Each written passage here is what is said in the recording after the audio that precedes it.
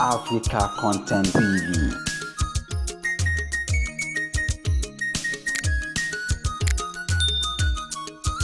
ẹ gbọ́ ká máa jáde kúnlé bàtó àwọn àgbà ló sọ bẹ́ẹ̀ wọ́n sọ pé onírìnkùnrin yìí bọ́lá ó ṣàgbá oníwèé mẹ́wàá ogúnlé lábàgà ní àlàbí erin àwọn àgbà ti sọ bẹ́ẹ̀ bá a sì ti pẹ́.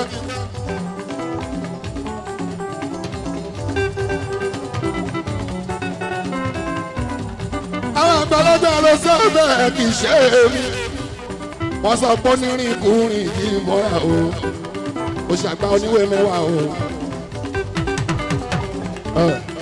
torí ìjọ tó nírìnkùnrin bá fẹ́ ṣe pátí gbogbo àwọn tó ti lọ bá wọn á jáde pẹ̀lú ẹ̀ẹ́dùn yọrọ.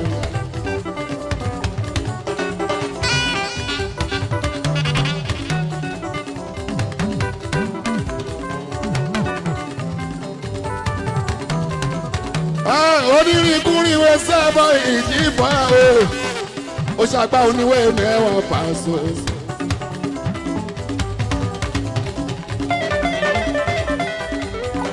torí ìjọ tó nírìnkùnrin bá fẹ́ ṣe pàtí tó bá ní ń ṣe Pasuma ọkùnrin ìgbà ẹni àjẹrè sẹ́mọ̀ èrò ìrìnkùnrin náà ọkùnrin.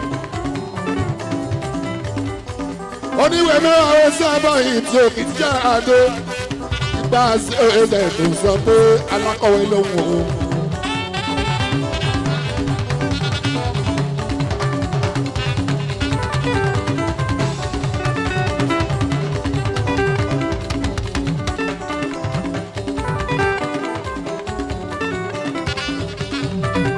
ọmọ ya àná mi Paso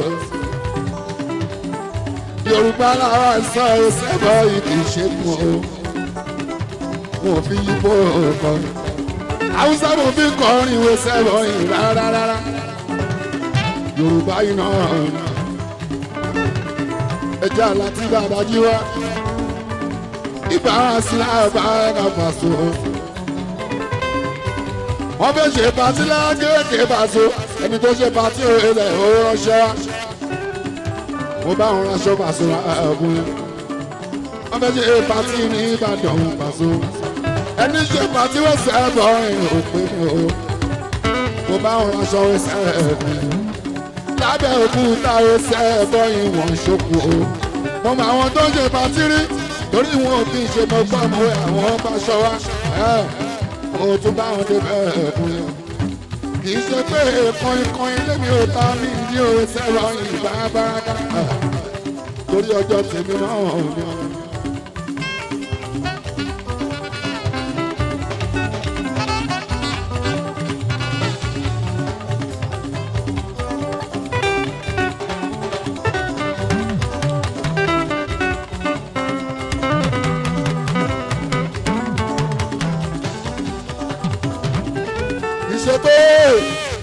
kọ́in ilé tèmi náà ṣẹ́bọ̀ ẹ̀kọ́ tàbí torí ọjọ́ tèmi náà ní Paso ọjọ́ tí bá láyẹyẹ ṣẹ́bọ̀ ẹ̀kí kí lè rẹ̀ yàn o ìjọ tí bá ní òun ṣe wá sí láti kí lè rẹ̀ yàn torí pé èèyàn láṣọ tẹ̀mí ìwé ṣẹ́bọ̀ ẹ̀ ní Yorùbá rí wọ́n ní tí bá ti rẹ́rìn lẹ́yìn mi o inú mi á dùn ẹsẹ̀ ẹ̀rọ ara mi á yá gágá ọmọ yẹn àwọn àná fi Paso òjò wa ìjọba tó ń bọ̀ fún mi làwọn kàtà jọ wa.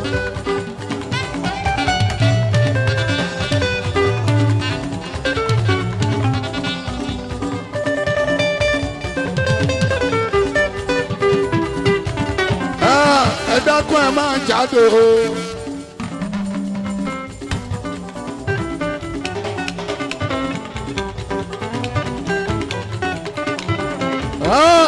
tọ́mọ gbòyìn sí bá ti mọ̀ o bá a ṣe máa jáde o bọ́lá ń bá fún yín ní agbára o tó bá ń bẹ lọ́wọ́ yín bá a so tẹ́lẹ̀ lálàáfíà ó sẹ́wọ̀ yìí jí wọlá ẹ máa ń jáde o.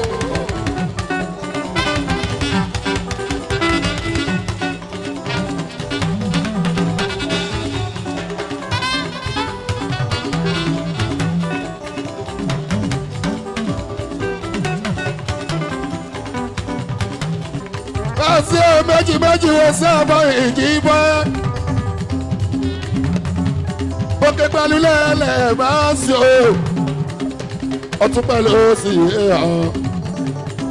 Iwájú pẹ̀lú ẹ̀yìn yìí bọ́. Oríire sábọ̀ yàn torí burúkú. Nǹkan tó dáa àti kan tí ó dáa o.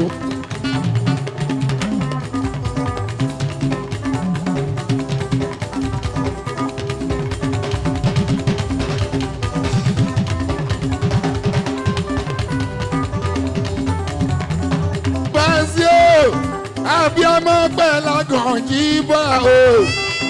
Ọmọdé pẹ̀ lágbà hàn. Méjì méjì ni ó bá tó. Ẹni tó nírun lórí bá sí wọn àpè lápárí. Wọ́n jọ wà náà rìn. Èèyàn tó dé fìlà o sẹ́bọ̀ ẹ̀ àtẹ tí ó dé fìlà o. Méjì náà ni ó bá tó. Obìnrin tó wọ́jẹ̀ lè sẹ́bọ̀ ẹ̀ àtẹ tí ó wẹ̀ o. Méjì náà ni bá so. Ọmọ yàrá náà mi yé ha.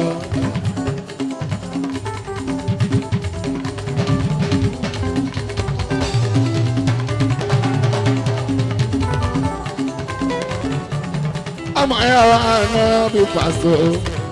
Ìdájú kò ṣe é.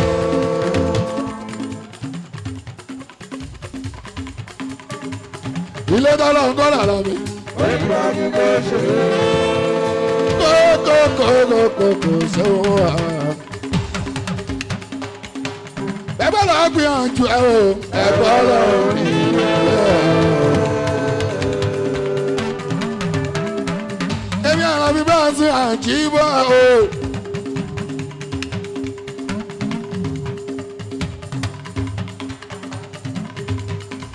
Wọ́n fọ́ láwọn ń sísì owó fónídà ìmọ̀ kò gbàrúgbà lọ́yìn o. Owó ọlọ́run ló ṣàánú mi ò Paso. Owó ọlọ́run ló ṣàánú mi.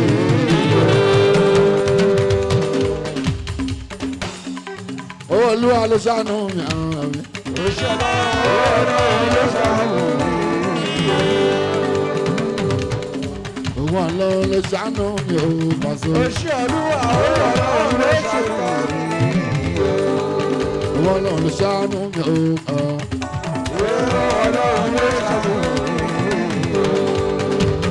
Báṣí ohun sáti ló ṣàánú mi àlàbíà.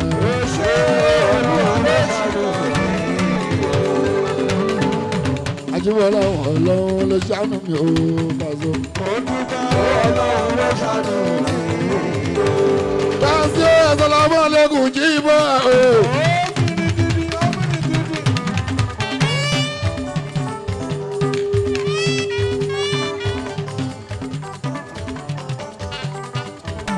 Assalamu alaikum jíbọ̀ o.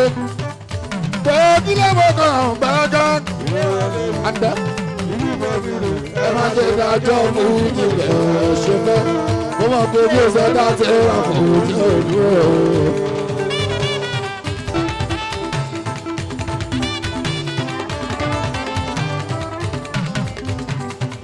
Àti gbọ́ kí n jẹ́ gbọ́ àṣà ara bí bá a sún bàbá.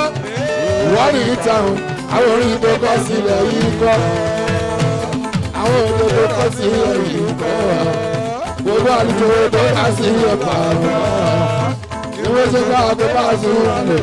Ìwé parí lọ́dún mọ́wọ́ credit card kiri o.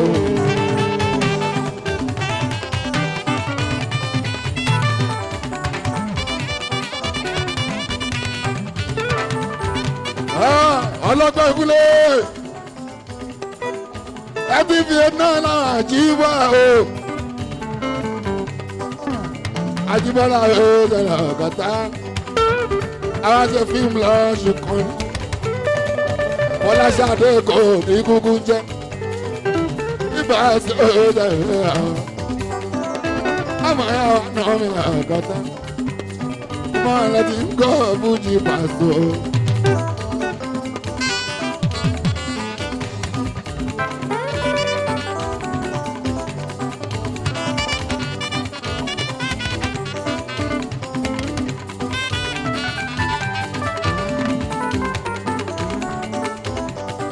Àwọn ẹ̀yà àwọn àna bí àlàáfíà o. ọlọ́dà ni wọ́n sì láàtò làkàtà.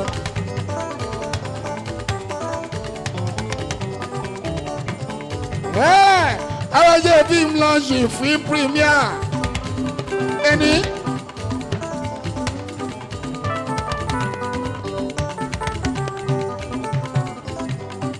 ọjọ́ kejìdínlọ́gbọ̀n 28 of October o 2017 kẹjàlá wáyé o.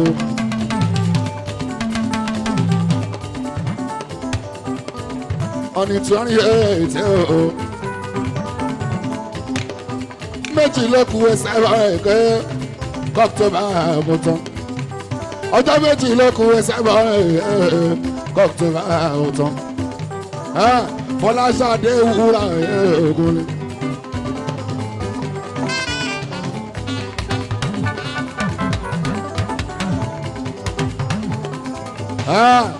Afọláṣadé wúrà jíjí wá. Afọláṣadé kò lè o. Làwọn ṣe premier jíjí wá.